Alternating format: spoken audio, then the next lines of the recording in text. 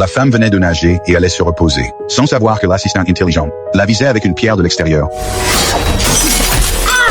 Du bist gestürzt. Ein Krankenwagen wird gerufen.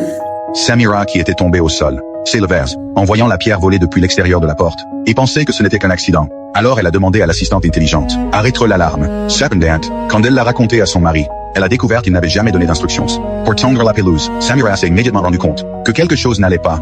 Pour vérifier ses soupçons, Samira examinait les fichiers de l'assistante intelligent et analysait les données avec un projecteur. Elle a découvert qu'il avait été configuré par l'ancien propriétaire et qu'il contenait de nombreuses photos de son passé. Mais en les examinant une par une, elle a remarqué quelque chose d'étrange. La femme sur les photos avait exactement le même visage que l'assistant intelligent. Effrayée, elle a demandé à l'assistant intelligent pourquoi cela se produisait, mais il n'a rien dit. Il l'a fixé simplement. Samira a pensé que le système avait planté.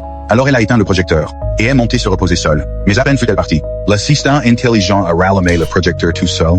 Il a commencé à regarder les anciennes photos, affichant même un sourire heureux et satisfait. Cependant, quand la présentation est arrivée à la photo de groupe des 4, son expression a soudainement changé. Il est entré dans une rage violente et a détruit le projecteur. Peu de temps après, le court-circuit a mis le feu au canapé et a déclenché l'alarme incendie. La famille qui dormait à l'étage a été réveillée par le bruit et a fui la maison en panique. Heureusement, le système automatique d'extinction d'incendie s'est activé à temps et le feu a été maîtrisé.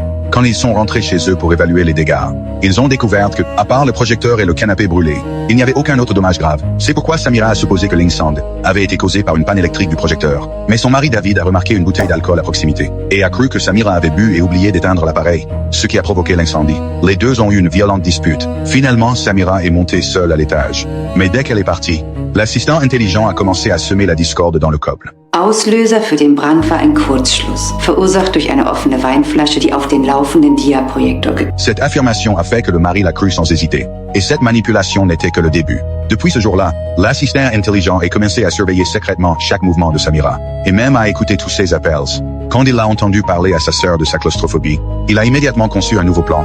Juste après que Samira a raccroché l'appel, elle a entendu des bruits dans le salon. Elle a pensé que son mari était rentré tôt, mais quand elle est entrée dans la cuisine, elle a vu que, bien qu'il y ait de la musique enfant, son mari n'était pas là. Se rendant compte que quelque chose n'allait pas, Samira a décidé d'enquêter.